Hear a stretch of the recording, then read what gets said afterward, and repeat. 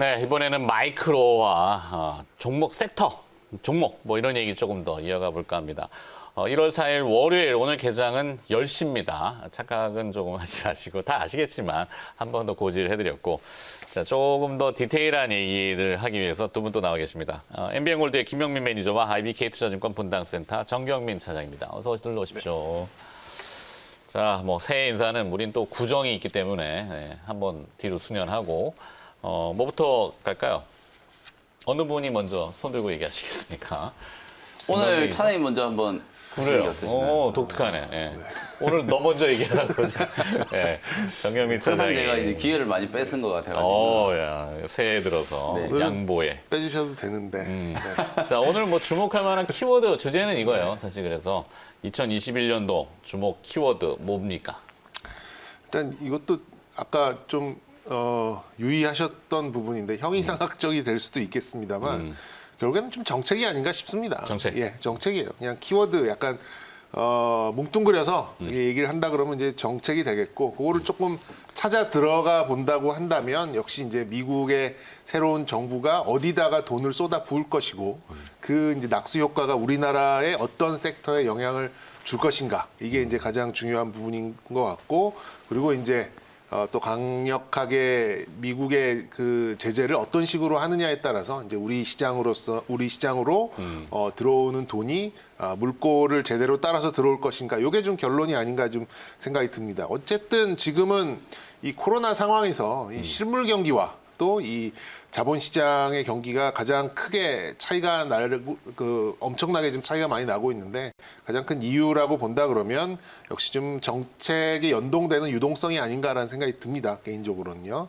네. 그래서 이제 대외적으로 미국에서 이제 이 공약을 했었던 특히나 이제 뭐 탄소, 그린 에너지 뭐 이런 쪽 뭐 우리가 소위 말하는 뭐 ESG라고도 좀 불리는 이제 이런 쪽의 정책 방향성이 계속 어느 정도의 강도로 유지되고 얼만큼 돈을 푸느냐 이쪽에 집중을 시키느냐 여기 좀 핵심이 좀 될 것 같고 그리고 이제 우리가 그렇게 고대하고 있는 이제 과연 경기 회복이 이 장단기 금리 차로 나타나면서 과연 어느 정도 빨리 나타날 수 있는가 요게 이제 역시 정책에 대한 이제 그런 일관성으로 좀 보여지지 않을까라는 생각이 듭니다. 그럼 이제 연초에 미국의 또 뭐 이 상원 결선?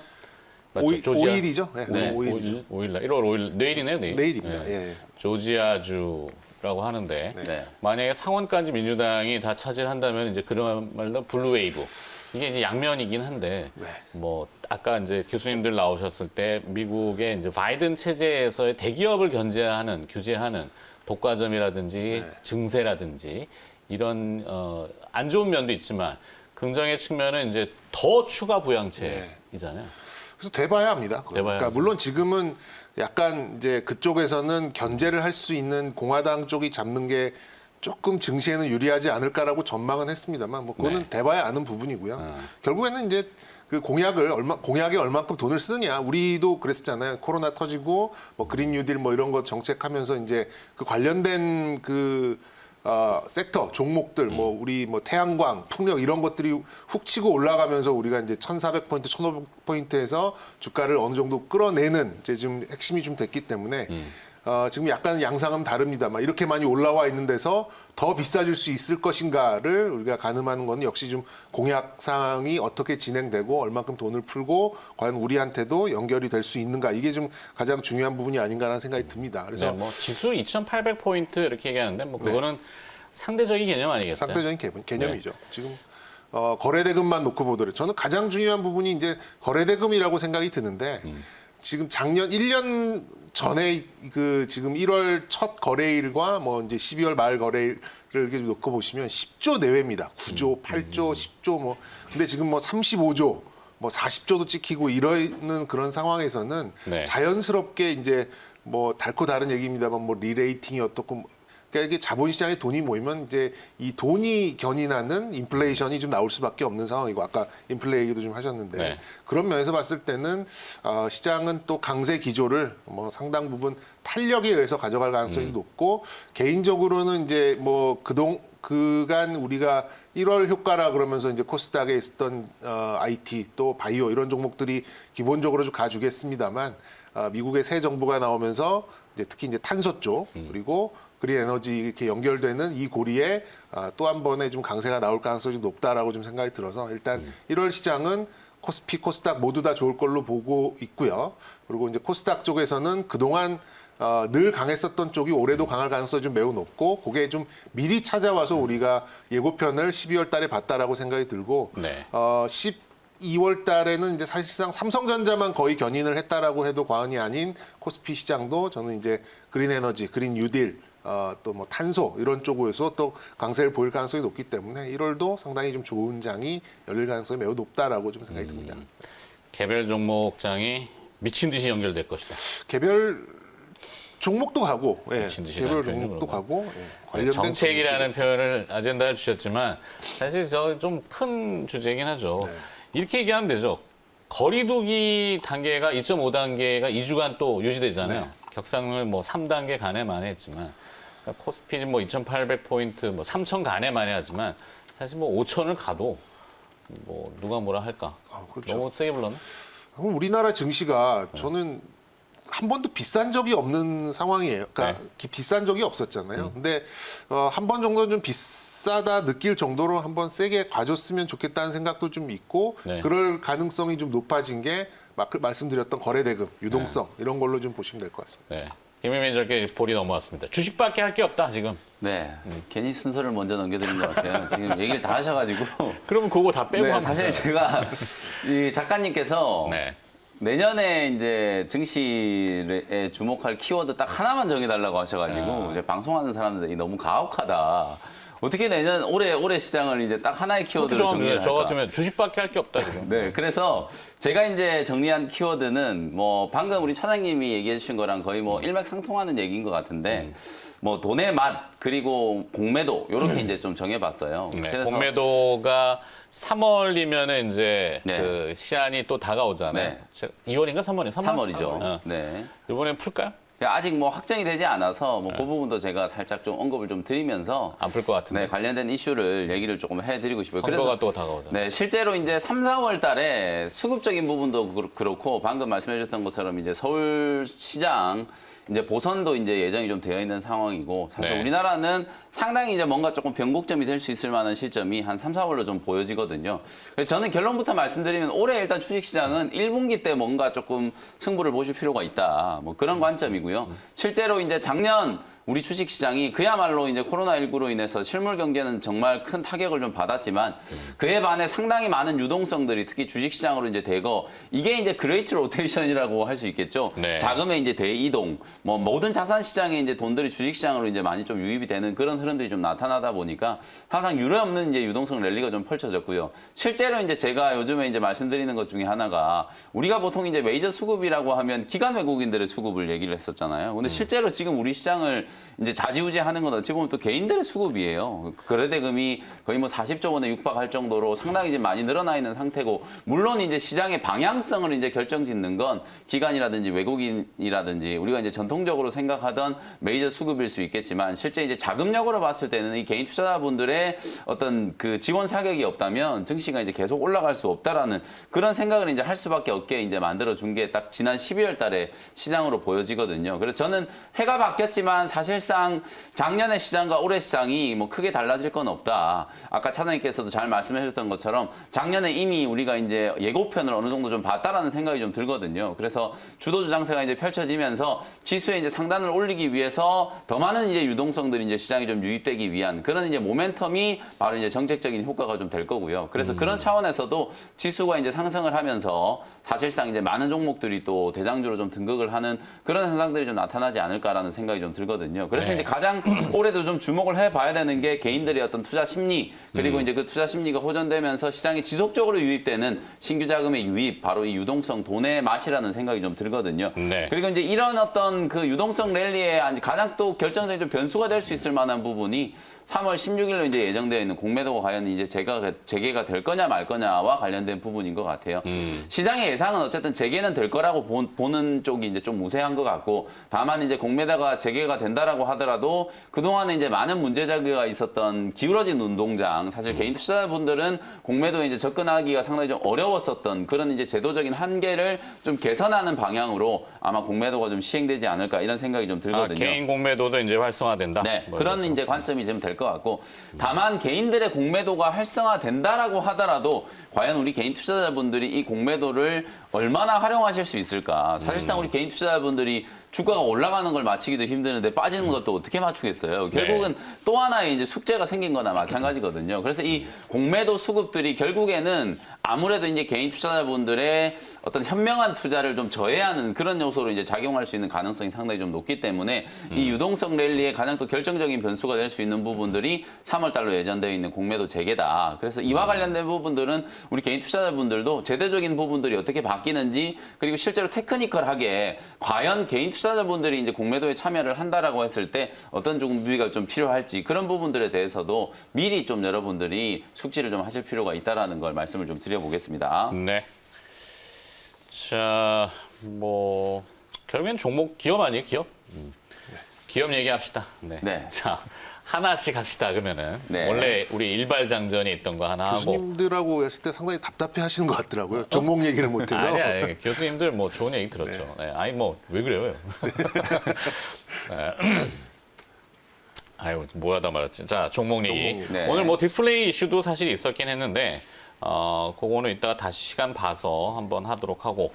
자, 오늘 키워드를 봤으니까 이제 일발장전 들어가 보도록 하죠. 일발장전은 오늘 조금 대기업으로 한번 볼까요?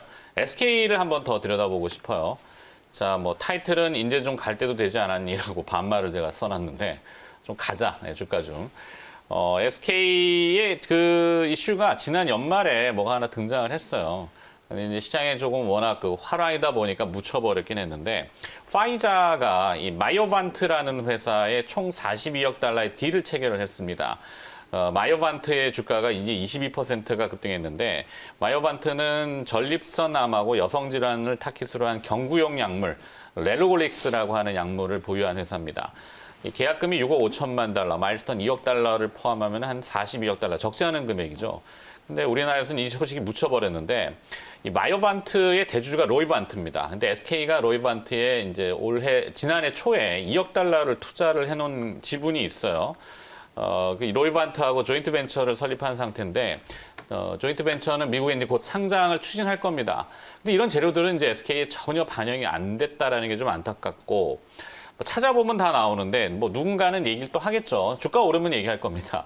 근데 저는 이제 미리 좀 봤다는 거죠. 글로벌 물류센터 ESR 지분을 10%를 또 투자했는데, 뭐 이 가치가 시장 가치는 한 1조 3천억 정도, 1조 1천억 정도 돼요. 근데 투자 가치는 4,900억이고 지난 9월에 이제 4,800억 원금 회수했으니까 아직도 6천억 정도 가지고 있죠. 이익이 남고 있죠. 백신 콜드 체인 한국 초전의 지분 100%를 가지고 있는 회사가 벨스타라는 회사인데, 거기에 20%도 SK가 지금 가지고 있죠. 많은 거 가지고 있습니다. 그 밖에 뭐 중국 초대형 데이터 센터 뭐 CDG라는 데 3억 달러 투자해 놓은 상태고, 그래서 이제 결론적으로는 이제 투자형 지주회사의 성공 모델을 구축하고 있다. 지난해 이제 SK 바이오팜 때문에 너무 단일 이슈로 확 떴다가 이제 확 치워버리고, SK 바이오팜은 또 물량 풀린다고 하니까 지금 또 뭐 시장에서 논란이 있는데, 현재 시가총액이 SK가 17조 원 정도 되잖아요. 그러면 셀트리온이 한 48조, 셀트리온 비율을 해서 좀 그렇습니다만, 셀트리온 팔면은 SK를 3개 가까이 삽니다. 네, 그죠. 단순 계산으로 산수만 했을 때. 근데 SK가 가지고 있는 그 자회사 지분들이 보면 뭐 이노베이션, 텔레콤, ENS, 뭐 SKC 네트워크스, 뭐 SK 건설, 바이오팜, SK 머티리얼즈, SK 실트론도 있죠. 뭐 하여튼 뭐 많아요. 많기 때문에 그 지분 가치 대비해서 SK는 좀 너무 싼 거 아닌가? 시장이 이 정도인데 좀 갈 때 되지 않겠니? 뭐 아이고 미안해요. 네. 반말해서. 네, 정혜민 차장한테 여쭤보는 건 아니고. 네. 두 분의 생각은 어떻습니까? 이러다 뭐 주가 또 빠질 수도 있는데, 오늘은 뭐 개별 기업 하기보다는 연초니까 좀 큰 거 하나 잡아놓고 들어가야 되지 않겠나 싶어서. 네. 너무 말이 많았죠? 아닙니다. 죄송합니다. 근데 지금 자리가 그렇게 부담스럽지 않아요. 그래서 지난 마지막 거래일에 상당히 좀 이슈가 될 줄 알았는데 의외로 뭐 주가는 좀 제자리에 좀 있었죠. 근데 생각해 보시면 28일 날 우리가 이걸 했었습니다 한번. 그렇죠. 그렇죠. 뭐 자주 얘기했죠. 근데 또 이렇게 저는 작년 마지막 방송에 이걸 하고 지금 첫 방송에 좀 또 하는 상황이라 그래도 좀 뜻한 바가 있으셨던 걸로 좀 생각을 하고. 재료가 나오는 거죠. 네, 또 나오잖아요. 봐봐요. 좀 이따 이제 자막 나올 겁니다. SK 바이오팜인데요. 유럽 파트너사의 그 아벨 지분 350억 원에 매각한다. 이 뉴스가 지금 나왔어요. 나쁜 재료 아닙니다. 오늘 이제 SK 바이오팜 물량 보호 예수가 풀린다고 하니까 재료들은 이제 방어적 기전들을 나오겠죠. 주가 방어할 때. 뭐 투자에 회수를 한다는 건 뭐 좋은 이슈죠. 캐시가 들어오니까 예, 캐시가. 그렇죠. 현금이 들어오니까. 그리고 뭐 관련된 공시는 이제 SK의 12월 7일자 공시에 있습니다. 지금 말씀해 주신 것들이 공시에 거의 좀 다 나와 있는 부분이다 보니까 좀 자세한 부분을 좀 참조하시면 될 것 같고 일단 이 투자형 지주사라는 개념이 우리나라에는 그동안 잘 없었어요. 그냥 네. 말 그대로 이제 재벌 기업들의 어떤 컨트롤 타워 그리고 이제 재벌 총수들의 이제 지분 관계를 좀 정리하는 수준으로만 거의 이제 존재했었던 게 이제 지주사인데 최근에 SK 투자 핵심은 역시 좀 바이오 쪽에서 좀 빠른 결과가 좀 도출되고 있다라는 점이 좀 특징이라고 좀 생각이 듭니다. 최근에 또 이슈가 될 만한 게 이제 그 CMO 쪽을 좀 통합시키고 있죠. 그래서 네. 이제 SK 팜테코를 중심으로 해가지고 각종 이제 생산에도 직접 관여를 할 수 있게 이제 거의 이제 이 지분 관계를 좀 다 정리를 좀 해가고 있고 이는 뭐 단지 이제 뭐 SK 바이오팜처럼 이렇게 기술 수출 뭐 여기서 이렇게 딱 끝나는 게 아니라 여기서 이제 신약 출시까지 해당 파이프라인에 대한 이제 모든 걸 끌고 가면서 가치 상승까지 다 수혜를 보겠다라는 이제 그런 점으로 좀 볼 수 있기 때문에 저는 뭐 일반 바이오사랑은 확실하게 좀 차이가 있는 이제 이런 행보가 아닌가 생각이 들어서 좀 긍정적으로 좀 보고 있고요.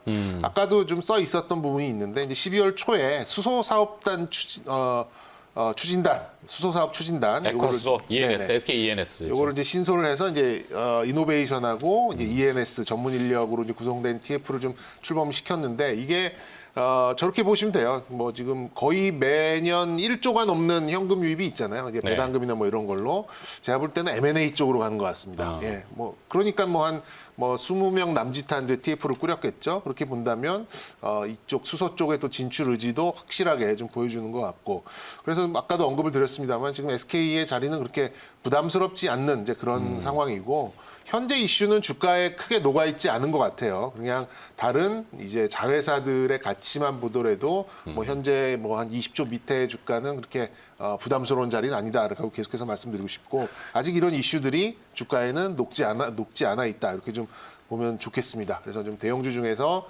좀 끌고 가실 만한 그런 종목으로 좀 볼 수 있겠고요. 저기다 덧붙이라 했는데 본인 종목 얘기를 해줘야 되나? 네, 좀 덧붙이자면 저는 이제 SK 케미칼을 뭐 그래도 SK가 같이 붙어 있으니까 좀 말씀드리고 싶은데 뭐 SK 바이오사이언스 얘기가 좀 있었죠. 네. 지난 이제 주말에 코로나 백신의 1상 2상 동시 승인도 좀 있었고 주가 위치도 좀 나쁘지 않아 보여서 일단 SK 케미칼도 좀 같이 보시면 좀 좋지 않을까 이렇게 말씀드리고 싶습니다. 오케이.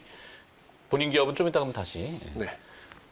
네. 김윤배 전 본인 기업. SK 네, 지주사 얘기를 잠깐 좀 해드리면 제가 준비해온 기업 네 조금만 그거 말씀드리고요. 첨언 조금만. 왜 시간이 지금 많지가 않아가지고. 아, 네네네. 조금만 첨언해드릴게요. 첨언하고 본인 기업. 비교를 해드리면 이제 투자형 지주에서 여러분들이 이제 야구단 중에 이제 그 키움 히어로스라는 야구단 있잖아요. 이슈가 좀 그 많았죠. 야구단에 이제 국내 선수들을 미국에 그야말로 비싼 돈을 받고 이제 수출을 많이 하고 있는 그런 구단이잖아요. 많은 선수들이 이제 미국 진출을 해가지고 과거에 뭐 강정호 선수, 박병호 선수 그리고 이제 올해 그 키움의 김하성 선수가 미국 샌디에이고 구단하고 계약을 했잖아요.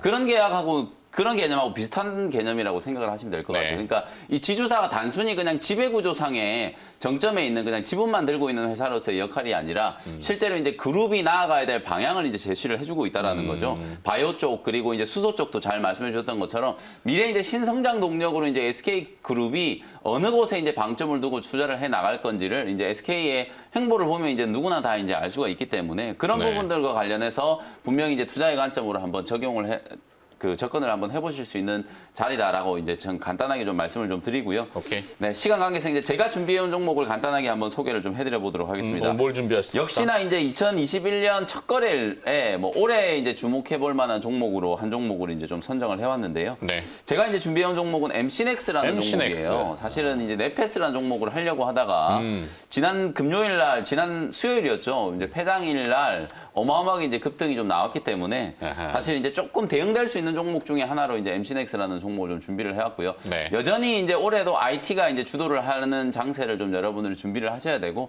뭐 반도체 쪽은 워낙 얘기가 좀 많이 나왔죠. 근데 이제 디스플레이 쪽이라든지 카메라 모듈, 뭐 스마트폰 그리고 그게 또 이어져서 이제 전장 자율주행으로 가는 이제 큰 개념으로 봤을 때 사실상 이제 MC넥스가 상당히 좀 올해 재평가가 좀 빠르게 좀 진행될 수 있는 가능성을 좀 주목을 좀 해보자는 거고요. 국내 이제 OIS 탑재 모듈이 이제 양산 가능한 회사는 삼성전기와 MC넥스. 사실상 이 OIS라는 어떤 모듈 자체가 그동안에는 이제 하이엔드 스마트폰에 많이 들어갔었는데 이제 중저가 스마트폰에도 보편적으로 이제 탑재가 좀 되기 시작하는 그런 이제 트렌드가 올해부터 이제 시작될 거기 때문에 사실상 본업인 카메라 모듈 시장에서 상당히 좀 갈목할 만한 실적의 어떤 반등세, 성장세가 좀 나타날 걸로 보여지고요.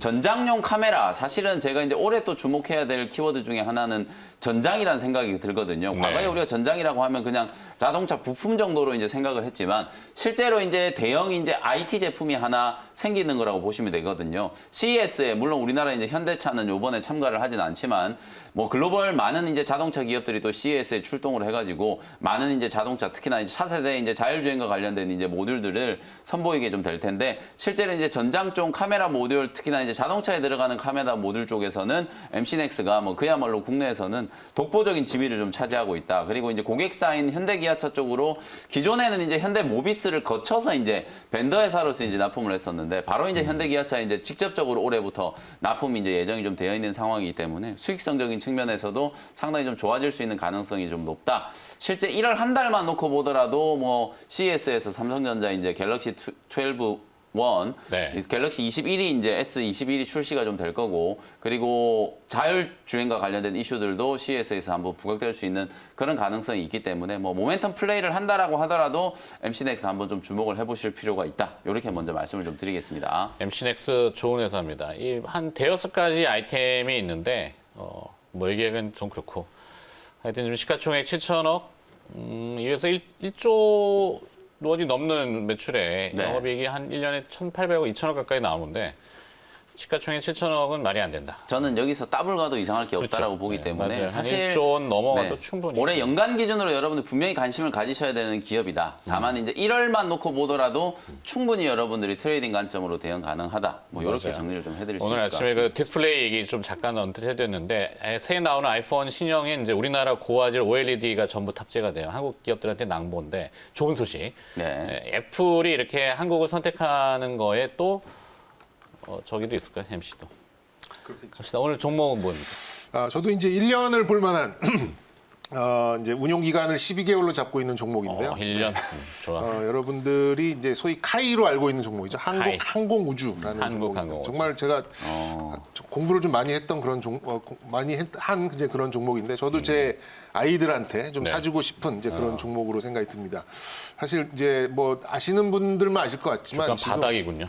네. 네, 지금 10년간 주가 500조 정도가 좀 국방 예산으로 좀 투입이 되고 야. 매년 8%씩 증액을 하는 그런 상황이어서 모양이 한전의 느낌이 나는데. 주변국들이 굉장히 긴장을 하고 있어요. 지금 대한민국 쟤네 왜 저러냐. 지금 네. 뭐 곧 전쟁할 것 같지 막 이렇게 하다 보니까 굉장히 오히려 좀 사드보다 다른 이제 미사일 체계나 이런 것들 때문에 중국에서 더 좀 한국을 불편해한다라는 얘기가 있을 정도로 한국이 지금 뭐 정말 이렇게 근육 키우는 이제 그런 선수가 격투기 선수 같이 이렇게 좀 국방 예산을 좀 넓히고 있는데요. 대표적으로 볼 수 있는 게 매년 1조 5천억 정도가 투입되고 있는 이제 5세대 스텔스 전투기를 자체 생산 그리고 개발하는 것을 목표로 하고 있는 KF-X 사업입니다. 뭐 네. 그거를 아래 보더라도 이제 뭐 알고 계신 이제 수리온 사업이나 코브라 헬기보다 좀 크고 아파치보다 조금 작은 이제 LAH 헬기들도 지금 이제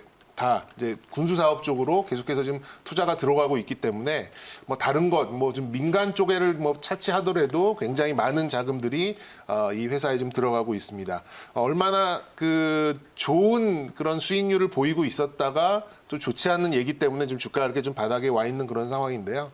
최근에 이제 K-웨폰 쪽이 외국인들이 굉장히 이런 좀 러브콜을 많이 보내고 있습니다. K-웨폰이라면 한국산 한국 무기. 방산 무기. 예. 예. 뭐 인도나 호주 뭐 거의 조 단위로 좀 계약이 좀 나가고 있는 부분인데 한국항공우주가 했던 거는 이제 고등 훈련기 그리고 경전투기 이런 부분이 있었는데 그런 것과 이제 4.5세대, 5세대 전투기는 이건 뭐 단위가 다른 이제 그런 개념이거든요. 이런 것들 좀 생각해 보실 필요가 좀 있을 것 같고 기술적으로도 잃을 부분이 없습니다. 잃을 부분이 없고 좀 내수를 넘어서 이제 수출까지도 좀 늘려가는 그런 상황이고 만약에 이제 코로나 상황이 좀 개선이 돼서 또 민간 사업 쪽도 좀 회복이 되는 그런 상황이 온다고 하면 지금 2만 얼마짜리는 아니다라는 것들을 좀 말씀드리고 싶고 올 한 해를 보시면서 좀 모아가셔도 저는 충분히 시장 대비 좋은 성과가 반드시 날 그런 종목이다 이렇게 좀 말씀드리고 싶습니다. 네. 자, 연초니까 약간 좀 롱텀하게 네. 중장기적으로 우리가 농사를 1년 보고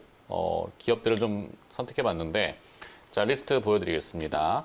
김영민 매니저는 MC넥스, 그다음에 우리 정유미 차장은 네, 한국항공우주, 카이, 저는 SK. SK는 저는 한 100만 원 가지 않겠습니까? 이렇게 보고 있고 한국항공우주는 얼마 할 것 같아요? 일단 겸손하게 한 4만 원 정도만 4만 잡았습니다. 원. 네. 저는 뭐 단기적으로 봤을 때는 뭐 한 5만 5천 원 정도 목표가 네. 보고요. 중장기적으로 봤을 때는 뭐 한 7, 8만 원 가도 이상할 게 없다. 점점 높이는데? 네, 그렇게 한번 보겠습니다. 알겠습니다. 자, 새해니까요. 세니까. 네. 네. 자, 1년